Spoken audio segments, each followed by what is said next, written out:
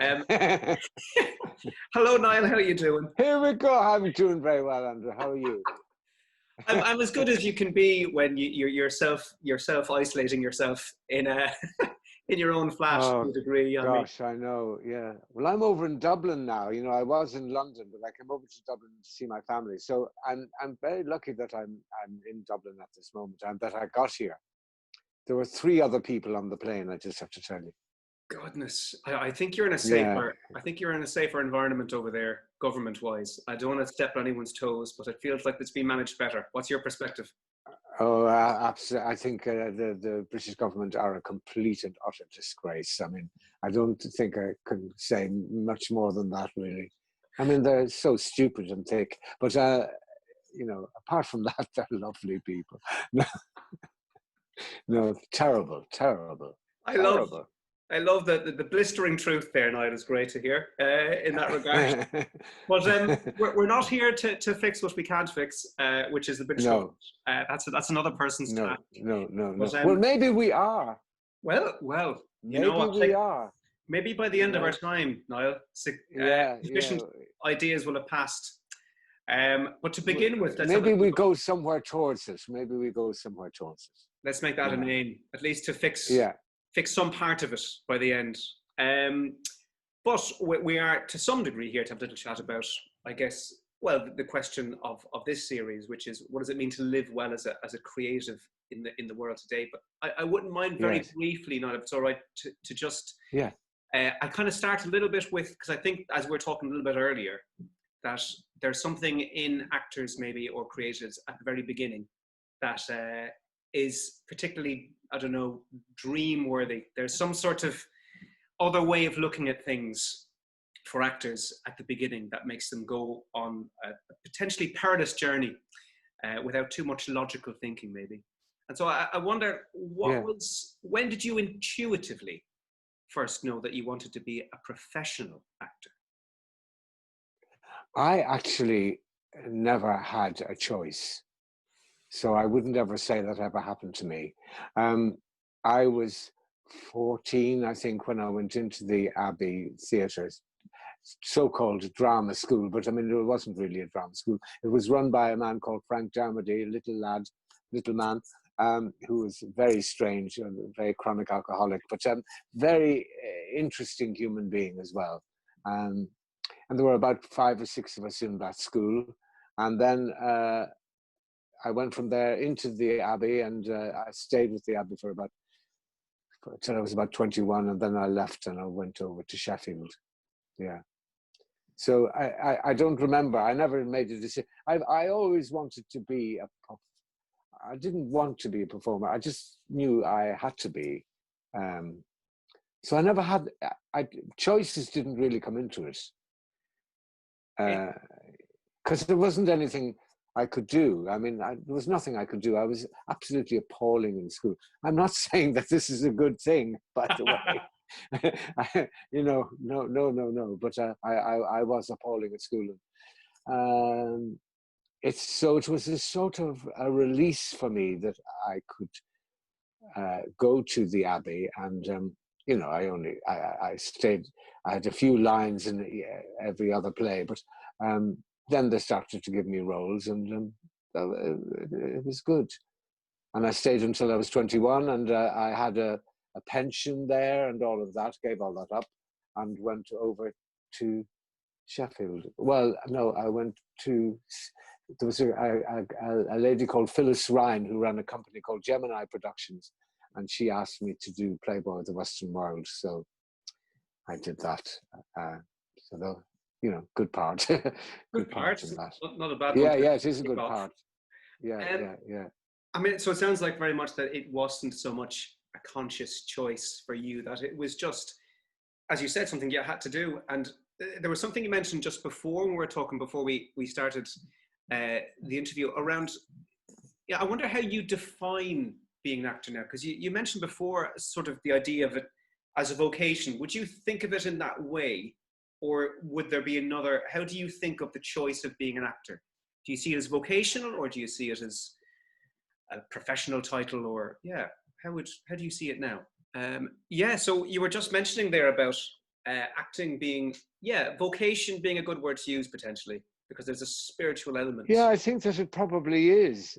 I mean, I used to say, and I would still say it, I mean, don't become an actor until it's not something you want to do. It's something that has to be done. Mm-hmm. I think that that is vital, because and of course that would make it vocational. It is a vocation, and there are lots of sacrifices involved, and all aspects of humanity really heightened, I suppose. I think Something that has to be done. That sounds yeah, like it has to be done. I certainly had to do it. Now, in saying that it has to be done, you have to be employed before it can be done. mm-hmm. So that's the difficulty that we all face. But therefore, we go on to talk about belief and also being optimistic. And one should retain that optimism as long as one can. I don't know how you learn how to do that. I suppose, because we use our imagination, that's our job to do that in our work, Mm-hmm. is that our imagination lends us to the point where we can be optimistic. I don't know, Yeah. I mean, that makes sense. It takes an imagination, yeah. presumably, to leap over the seeming difficulties of being a creative or working as an actor. There's so many reasons why not to do it. Like you said, it's something that has to be done, but the imagination presumably is required to put you in a place where you can see yourself doing it in the future. Yeah, absolutely. And also a sort of a knowledge that it has been made for you to do it. That has been your vocation in life, or your path in life is that. I mean, it's strange because, like, for a writer sits down, he or she sits down and writes, but we have to wait for the writing to come to us before we can interpret it. Mm-hmm. And in our interpretation, we are hopefully creative. Mm-hmm. Or we should be creative. Would you use the term, and this is more definitions now, but would you refer to an actor or see an actor as being an artist, or would you think of it as something different? Would I refer to, sorry, say that again? Would you think of actors as artists, or would you put? Oh, absolutely, yes, absolutely, yeah, definitely. Whatever that word means, but I presume it means being creative and pursuing something that eventually means something to people. Yeah. One of the things that comes up quite a lot with people just starting out is, challenging expectations they might have around what's possible in their futures as actors or creatives. And I wonder, what was your expectation? So at 21, leaving the Abbey and heading off to do Playboy in England, what at that time were your expectations, or did you have any, of your career going forward? I have never, ever, ever in my life had an expectation. I don't know what it is. I did Playboy the Western World, just to say, in Limerick, just for a week. So it wasn't. I went to Sheffield for the opening of the Crucible Theatre there. Wow. In 1971. Yeah, but I've never had any expectations. No. I think the expectations are dangerous things. And then what is what's been the benefit for you of not having expectations? Surprise. Surprise, really surprise. I mean, I had the experience recently of doing, a wonderful play by Sebastian Barry called On Blueberry Hill, which we went to New York with, and we toured around Ireland with it, and then we just had a week opened in the West End, and it was a huge, phenomenal success. Mhm. And then we had to close after a week because of the coronavirus. So I was very lucky that I didn't have any expectations about it, you know, because I couldn't live like that. It would be such a depressing way to live. And, you know, I'm just very happy that we got it on the week. If we'd gone on a week later, you know, we wouldn't have got it on. So, Mhm. so that's good for me. That was good for me. And hopefully we will do it again one day. Hopefully so. I've yet to see it. Also, Yeah, it's a great play by Sebastian. Yeah. Yeah. And wonderful David Ganley is also plays the other character. He's brilliant. Yeah. Well, to see the two of you doing it, I saw some reports early on of its excellence. So It's beautifully written, you know. So it's a great opportunity for us as actors to be there to interpret these words. You know, it's the joy, it's the dream, really. And so it seems like you have, I think, a very useful, really useful mindset around career and acting in this not having expectations of it, which feels like that allows you to be surprised, like you say. Yeah. When either for better or for worse, depending on what life throws. Yeah. Well, I've had some interesting experiences. For instance, like in 1984, I think it was, I played opposite Richard Gere in a film called King David. I got tons of money for it, and I spent about 6 months in Italy. I mean, there's a dream. It was a terrible script. It was dreadful, and I knew it was dreadful. But everybody was saying, now this is it for you, this is it. Oh my, you're going to go to the stars, you're going to, you know, all of that. And I'm still waiting, but anyway, it may happen. But you know, the interesting thing about that is you cannot do crap and really get by. Mm-hmm. You can't. You can do it for a while, and we all do crap for monetary reasons, mm-hmm. and that's absolutely right to do that for that reason. Then we do it. But in order to succeed in the way one wants to, we can't do that. So, I mean, of course, when I did King David, which we do is which we're very good at as actors, we're very good at making something seem as if it is good. You know, we say, no, this is really very interesting. We know in the back of our heads that it's not. But anyway, it was lovely to work with Richard Gere, and it was lovely. And my mother was able to come to Rome, and my sister, and we were able to have a great time. So, you know, I've had some wonderful times so far. Yeah. So it sounds like there's to a degree, a filtering process that goes on to some extent, depending on what work is up there. There's obviously, for monetary reasons, like you say, if there's work that's there that maybe you can make shinier than it is, that's something that can happen. But I'd be interested to know, what for you now makes up sort of the most exciting and meaningful work? When you're looking around or when projects come to mind, is there elements of it that you think, yeah, if these things are present, I'm going to have a good time on this? Yes, I have been so, I mean, luck, you know, I'm sure you've heard with all the conversations you've had with people is luck, but I have been so lucky mm-hmm.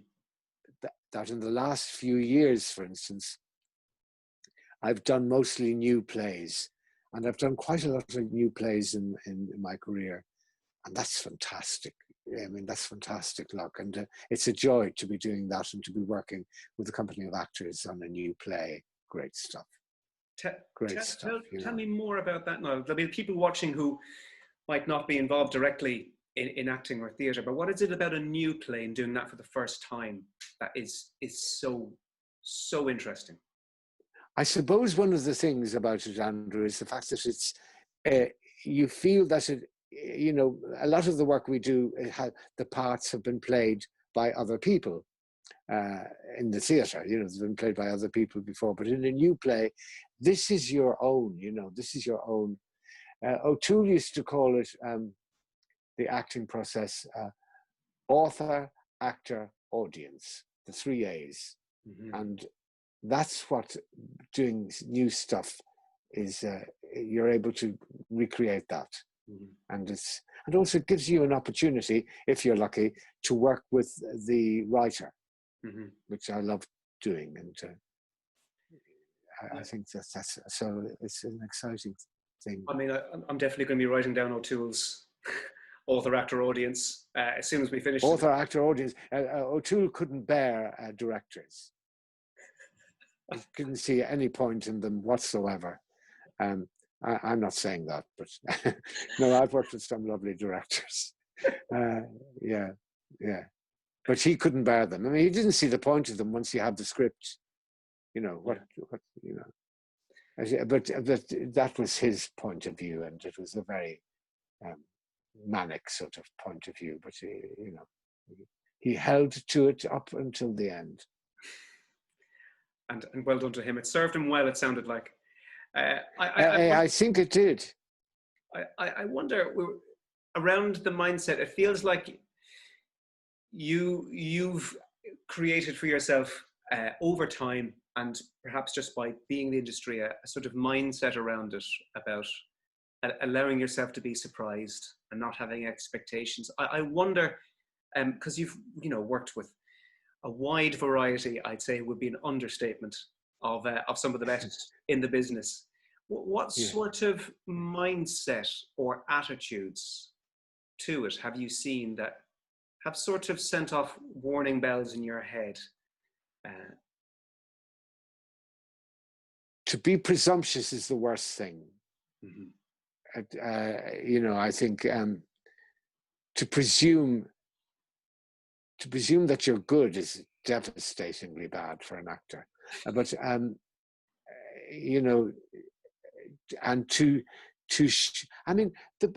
it's as old as the hills. But I mean, it's truth. It's the pursuit of truth is it. That's it. So when one is doing a new play, it's to be not bombarded with other thoughts, and actually to be allowed to develop a relationship between the words and yourself for a certain period of time. Of course, as it goes on, you need to be helped, and that's where a really good director comes in. But basically, you need to find a relationship between yourself and the writing at the beginning, and let that go on for some time before it can be examined and looked at. Just to keep that innocence, to keep that childlike quality there. I mean, that's what most, the elderly actors that I've worked with have spent their whole life pursuing that, or trying to keep that within their work. And I think it's vitally important. I mean, your use of the word relationship there with the text, I think, sounds pretty key. I mean, that requires a bit of time and commitment and a real getting to know of the two things for something to sort of develop. Exactly. I was really interested with the idea of God, what was I interested in now? No, there was something else you'd mentioned that I was really interested in. But interest like a butterfly can flee there a little bit. Something in around mindset, in around the other elements that might not be most like the innocence or the pursuit of truth, maybe something to do with that. The pursuit of the truth of the piece, not necessarily your truth. There was a great argument in the school, the Method School of Acting in New York, and I met one of the women there years ago. She was Adler, Stella Adler. She was an extraordinary human being, and quite vicious, but full of love also. I mean, wondrous. But she was speaking about the fact that when they based their teachings on acting on Stanislavski. But then they had a sort of slight divorce, two groups, because one group thought, which Lee Strasberg thought, that it is what the actor himself as a performer and as a person brings to the play, not the other way around. Now, Stella Adler thought it was the other way around, that it was what the play did to the performer. It's a very subtle difference, I think. But I suppose imposition, that's the word I was trying to think of, a presumption earlier on, imposition as well. So it's sort of so the old Abbey school, the old Abbey actors did that. They let the play do it to them. And they were taught, Stanislavski knew about the Abbey actors, and so he spoke about them when he was, anyway, she went along to Russia to meet Stanislavski, and so she asked him about this, and we said, do you believe the actor should give to the play, or the play should give to the actor? I mean, basically that was it. And he said, are you talking about my book? Yes, talking about your book. And he said, oh, you shouldn't be reading that. He said, I wrote that 10 years ago. And that was his answer to that. So he was changing his mind all the time.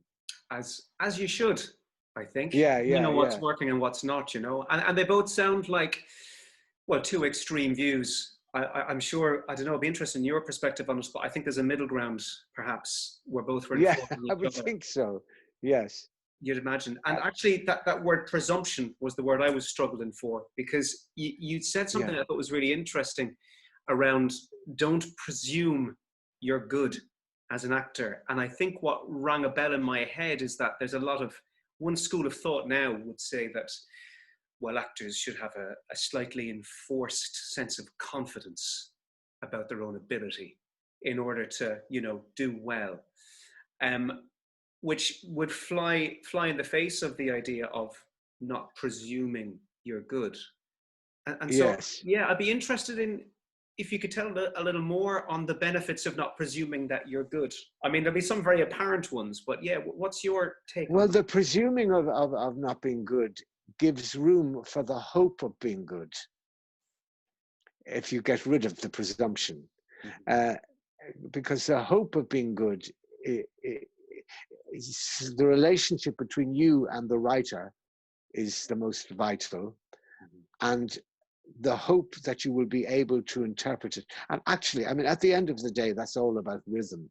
I mean, rhythm is truth anyway, we know that, but I mean, it is truth. That has the rhythm of the piece is the rhythm of your heart, or the rhythm of the language.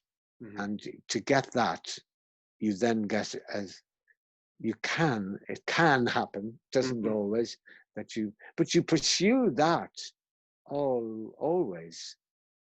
It's constant pursuit, really, the work. And that's great, because if you're doing a long run, which I mean, I've been very lucky to have done a few long runs, you know, done a play for over a year, and, you know, but every performance has to be new. And in order for it to be new, it has to be a discovery. So it's not going to be the same always, but it will keep it alive, I think. But however, at the same time, you mustn't go on, in my opinion, this is only my opinion, you mustn't go on thinking, I'm going to do something different tonight. Because then you've got rid of it. You've got rid of your innocence. I mean, it sounds very much like there needs to be room for something to emerge. You're not necessarily forcing something or injecting it with life, but there's a room for something to grow from there. And yeah, really interesting to hear you talk about this leaving room for hope. So when you take away this presumption of being good, there is room for the hope of being good, which has Yes, got a bit of yeah, movement. yeah, yeah, Uh, I wonder yeah. how it made me think slightly of the same hope that I guess a lot of actors or creators would have around their career. So in the face, and we're in the middle of COVID, so in Yes. the face of, I guess, what would be perceived as many obstacles for actors, I wonder, yeah, that idea of hope seemed to be that it creates the room for maybe other things to happen. It, in relation to sort of resilience, how would you, yeah, what would you offer if you dare make an offering Yeah. to actors around, well, how they might think about careers in order to have the longevity, a bit of resilience to it? Um, I would say the first thing to do is not to think about it, not to do that. You know, I mean, uh,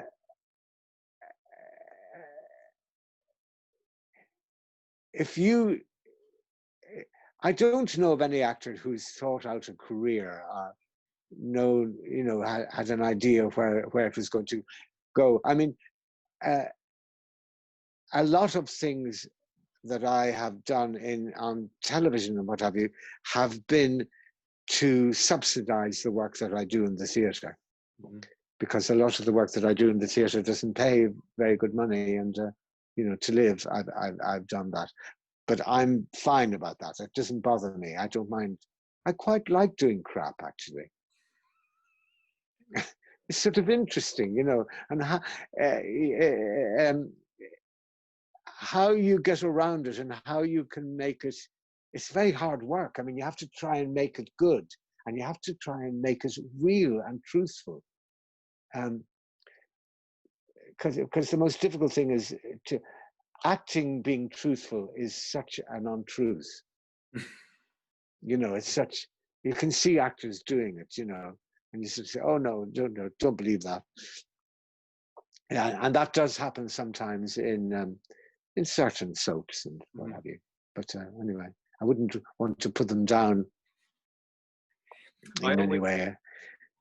I always feel the same way when, if you are in something crap, Yeah. and an actor suggests maybe cutting a line or editing it slightly, I always feel like it's a bit of a missed opportunity to do as you suggest, Niall, which is to try and work your imagination. Try and make it work. Yeah. That presumably is the Yeah. challenge, I guess. Yeah. And so with, yeah, I mean, we were talking a little earlier around COVID and around Yes. this being a particularly challenging time for actors. Yes. Yeah, and I mean, So we would take away the presumption of a career then, and replace it with the hope of one. I think Well, that's all we can do, because we don't know. But we do know that we have hope.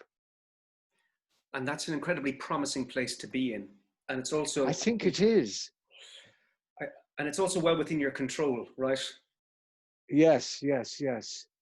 And to believe, you know, to believe in that, I think is good and proper. Yeah. I'm gonna hit you with one of the bigger questions, Yeah. which I'm sure if you've been in any way sort of reading the papers and seeing what's going on in the world, especially in relation to theatre, I think there's a general sense that perhaps theatre and actors and artists aren't at the top of the ladder when it comes to necessity. And some would say, and I'll be one of them, rightly so, there's lots of other things. But I guess the question is, why do you feel that theatre in particular is essential in society now? Or do you, if it is? I do feel that it is essential. I feel it's essential as an experience for a human being.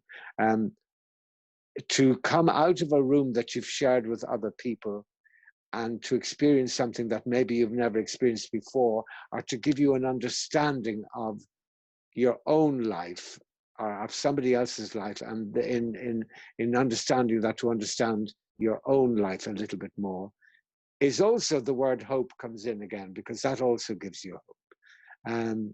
And also, at the end of the day, all of this is an act of love, of pure love. If it's a play about hate and horribleness and King Lear, and it's all about love at the end of the day.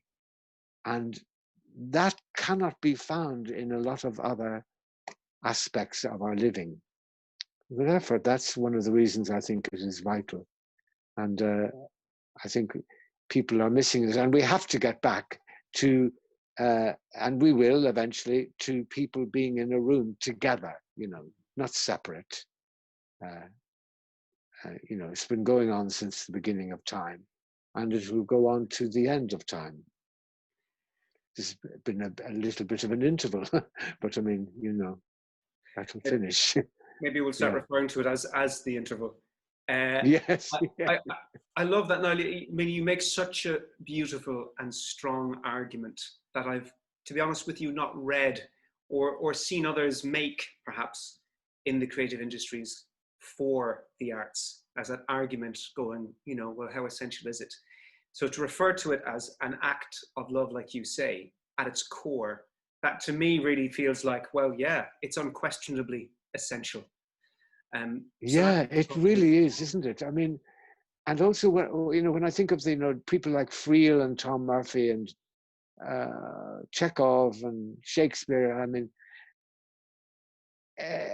they're all in the world of understanding, bringing on these characters that are somewhere in their heads, but it makes us understand them a bit more. Mm-hmm.